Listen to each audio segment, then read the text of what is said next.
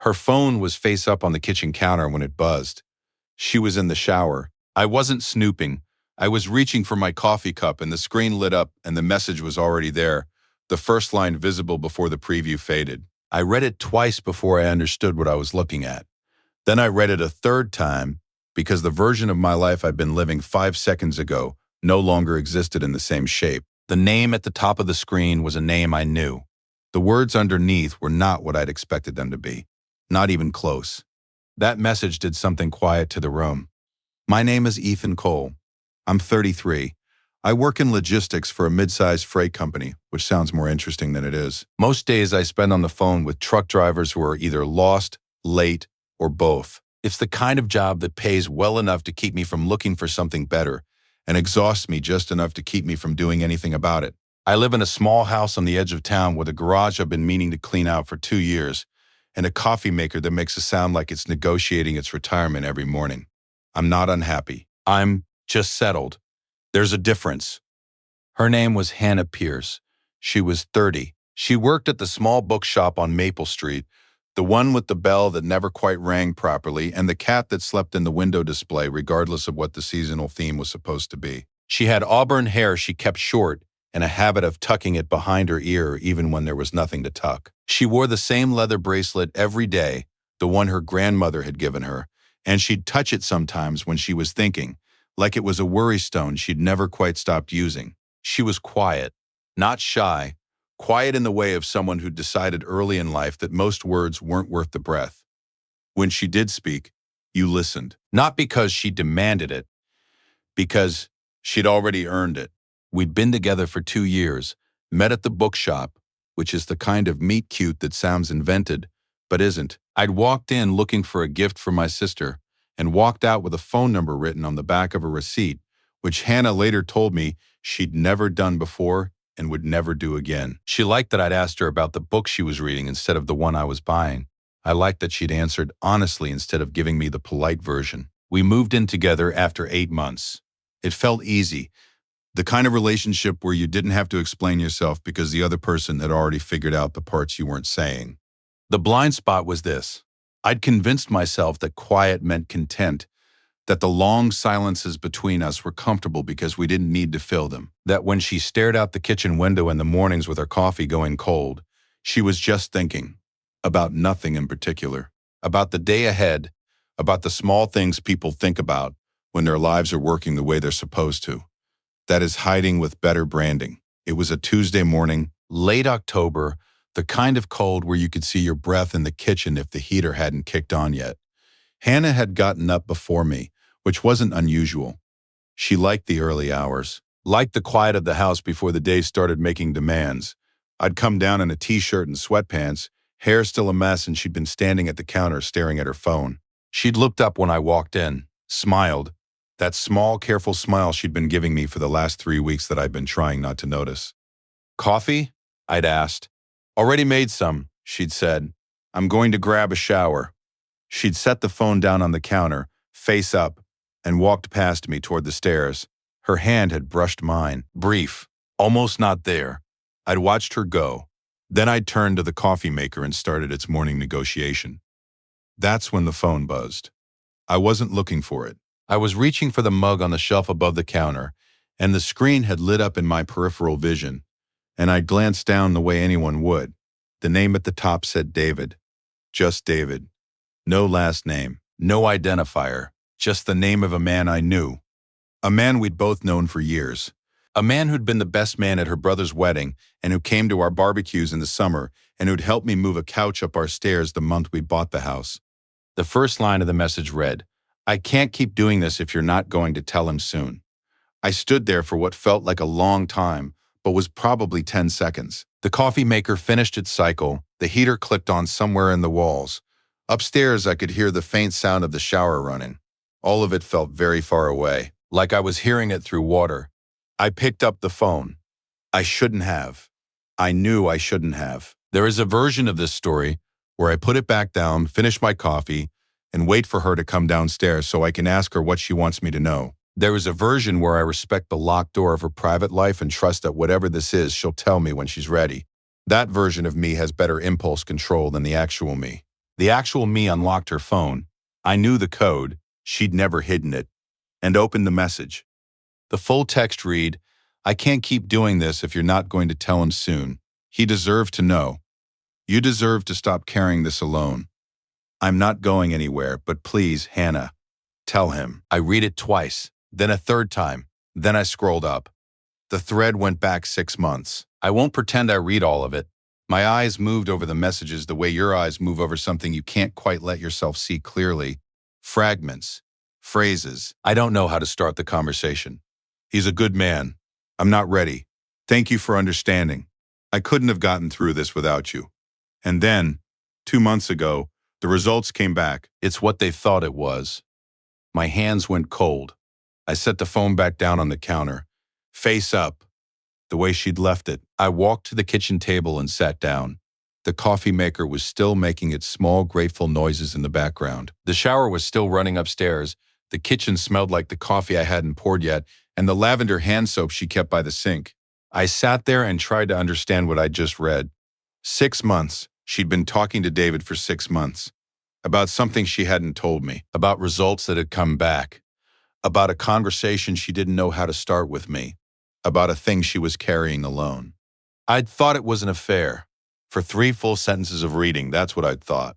I'd felt it land in my chest like a cold weight, and then the words on the screen had reshaped themselves into something else, something worse and better at the same time, and I hadn't known what to do with the reshaping. She wasn't cheating on me. She was sick. I heard the shower turn off upstairs, heard the soft sounds of her getting out, the towel being pulled from the rack. I had maybe 10 minutes before she came down. 10 minutes to decide what kind of man I was going to be in this kitchen.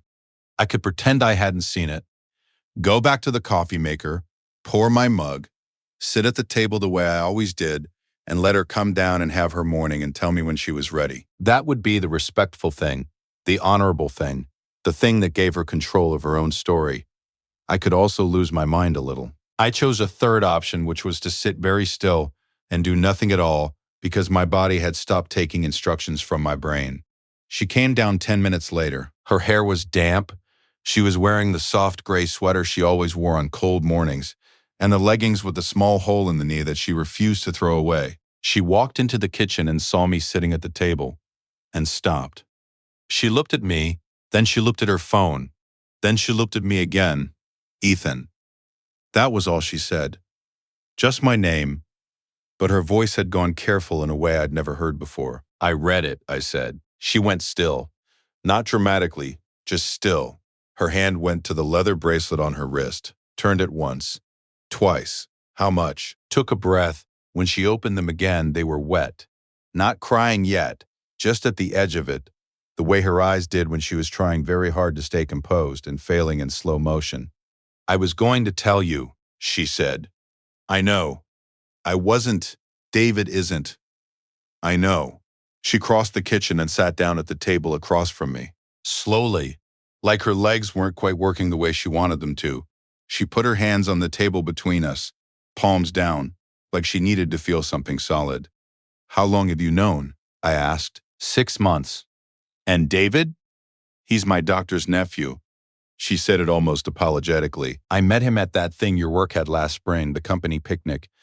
And we got talking, and I asked him a question I hadn't been able to ask anyone else, about what I was feeling, about what the tests might mean. He listened. He didn't make it a big thing. And then when the results came back, he was the only person I'd already told. So he was the only person I could call." She paused, looked at her hands. "I should have called you." "Yes, I know. Why didn't you?" She didn't answer right away. She turned the bracelet on her wrist. Once, twice, 3 times. Then she looked up at me, and her eyes were not careful anymore. They were open, raw, the kind of open that costs something. "Because I knew what it would do to you," she said. And I wasn't ready to watch it happen. That landed. I sat there and let it land. Let myself feel it. The way she'd been carrying this alone for 6 months, not because she didn't trust me, but because she was protecting me, because she knew me well enough to know that the second she told me, my life would reorganize itself around her diagnosis, and she hadn't been ready to live in that reorganized version of our life yet. She'd wanted 6 more months of being a woman who worked at a bookshop and had a quiet husband in a small house on the edge of town. Not a woman with a diagnosis. Not a woman with a husband who looked at her like she was breakable. I understood it. I hated it. I understood it. What is it? I asked. She told me. Quietly, with small clinical words she'd clearly practiced in her head 100 times so they wouldn't break her when she said them out loud. The name of the condition, the stage, the treatment plan, the numbers, the next appointment, the one after that, the one after that. I listened. I didn't interrupt. When she finished, I sat for a moment with my hands flat on the table, mirroring hers, and tried to remember how to breathe like a man whose lungs still worked. You don't have to say anything, she said. I know it's a lot.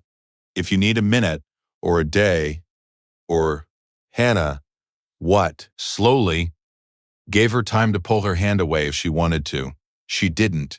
I put my hand over hers, felt the cool metal of the leather bracelet under my fingertips, felt the small steady pulse at her wrist. You don't get to carry this alone anymore, I said. Not because you weren't allowed to. Because you don't have to. Her face did something then. The careful composure she'd been holding for 6 months cracked all at once, not loudly, just a small sound at the back of her throat, and then her shoulders shook, just once. And the tears finally came. Quiet. The way she did everything quietly. I was so scared, she said. I know. I didn't want you to look at me differently. I'm not going to. You will. Everyone does. The second you know, it's the only thing you see. I thought about that for a moment. Maybe, I said. Maybe for a little while. But I've been looking at you for 2 years. I know what's in there. A diagnosis doesn't get to be louder than that. She let out a breath that sounded like she'd been holding it since spring. I got up, walked around the table, sat down in the chair next to hers, and put my arm around her shoulders and pulled her against me. She leaned in. Her head rested against my collarbone, and her hand came up to grip the front of my shirt, and she cried in that small, quiet way of hers, the way she did everything. And I held her and didn't say anything because there wasn't anything to say that would be better than just being there. After a long time, she spoke. David's going to be relieved. David's a good man. He really is. I'll thank him later. For what? For sitting in the seat I should have been sitting in. She made a small sound that was almost a laugh. Then she sat up, wiped her face with the back of her hand, looked at me with an expression that was equal parts terrified and relieved. What do we do now? She asked. We start over, I said. From this morning? From this kitchen? From here? We do the appointments together. We make the calls together. We sit in the waiting rooms together. We don't pretend everything is fine when it isn't. We don't pretend it's worse than it is when it isn't. We do it together. Whatever it is. She nodded, wiped her face again, looked at me for a long moment. I didn't deserve 6 months of you not knowing, she said. I'm sorry. You don't have to be sorry. I am, though. Okay. She laughed. A real laugh this time. Small, watery, but real. 3 months later, we were sitting in the same kitchen on a Saturday morning. The treatment was working. Not finished. Not certain, but working. Hannah had cut her hair shorter the way she'd been wanting to for a while, and it suited her in a way that surprised me. She was reading a book at the table. I was making her tea because she'd stopped drinking coffee for a while and we were experimenting with replacements. The kitchen smelled like lemon and ginger, and the small candle she'd lit because she liked the way the light moved against the window in the morning. A year after that, we drove to the bookshop together on a Sunday afternoon because the cat in the window display had had kittens, and Hannah had insisted we go look at them. We didn't take one home. She said we weren't ready for a kitten. I said she'd been saying that since we moved in. She said this was different. I said it really wasn't. 2 years later, when people asked how we got through it, she'd tell them the story of the morning I read her text. She'd say I should have minded my own business. I'd say it was the best mistake I'd ever made. She'd say it wasn't a mistake. She'd say she'd left the phone face up on purpose. I'd say she'd never told me that before. She'd smile and turn the leather bracelet on her wrist and say there were a lot of things she hadn't told me before. The truth was simpler than either version. Nothing important had appeared on that screen overnight. It had simply stopped hiding. I didn't fall in love with Hannah Pierce when she finally let me in. I fell in love because she trusted me eventually to be the man she'd hoped I would be. Even after carrying it alone for 6 months, even after being scared, even after being sure I'd look at her differently and finding out I didn't. The only difference was that now, when her phone buzzed on the counter, I didn't have to wonder what I wasn't being told. It felt late. Late in the best possible way. What would you have done if you'd accidentally read a message that changed everything you thought you knew about someone you loved? And have you ever found out that someone close to you had been carrying something alone because they were trying to protect you? Tell me your story in the comments. If you like this one, leave a like, subscribe, and I'll see you in the next video.